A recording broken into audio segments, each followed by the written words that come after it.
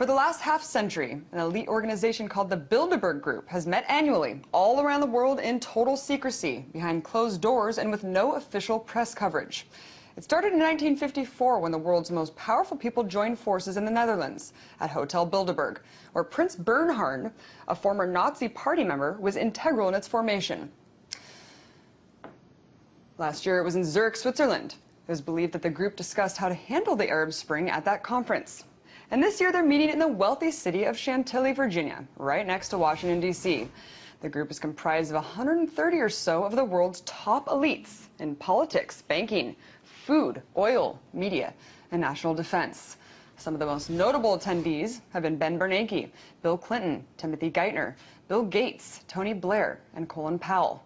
Others include Queen Beatrix of the Netherlands, Prince Charles, George Soros, and Alan Greenspan. Henry Kissinger and David Rockefeller are integrally involved as members of the Bilderberg Steering Committee, which is responsible for carefully crafting who will be attending the meetings every year. Some have called the Bilderberg Group a harmless think tank or just a discussion group, but people who have been following it for years say there's something much more sinister at the root. They claim that the group gets together to plan world policy for a new world order of global domination at the subjugation of the rest of humanity. Unfortunately, you won't hear much of a peep about the group's dealings or even the existence of it on the corporate media. This could be because the media moguls that have attended are sworn to secrecy. Check out what Rockefeller has said about the media coverage of Bilderberg. In his memoirs, multi-billionaire David Rockefeller said, quote, "Some even believe we're part of a secret cabal working against the best interests of the United States, characterizing my family and me as internationalists, and of conspiring with others around the world to build a much more integrated global political and economic structure. One world, if you will.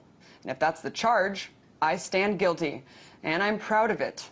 He also allegedly said that he's grateful to media outlets like the Washington Post, the New York Times, whose magazine directors have attended their meetings and promised to keep it discretionary for almost 40 years, saying it would have been impossible for the group to develop its plan for the new world if it would have been subject to the lights of publicity during all those years. And while the public might not know exactly what's going on there, many people agree that the people who attend the meetings are the world's most powerful movers and shakers. Just take a look at this Drudge poll. It's a poll conducted to ask people what they really think of the Bilderberg conference. Over half of the people that polled said that the people who attend the conference are the real power masters of the world. 14% say they think it's just a false conspiracy theory, and 35% say it's a little bit of both.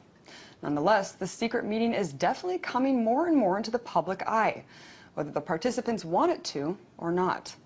Meanwhile, while Bilderberg attendees were questioned by independent journalists about what really goes on there, they completely skirt the issue or even deny having attended in some instances.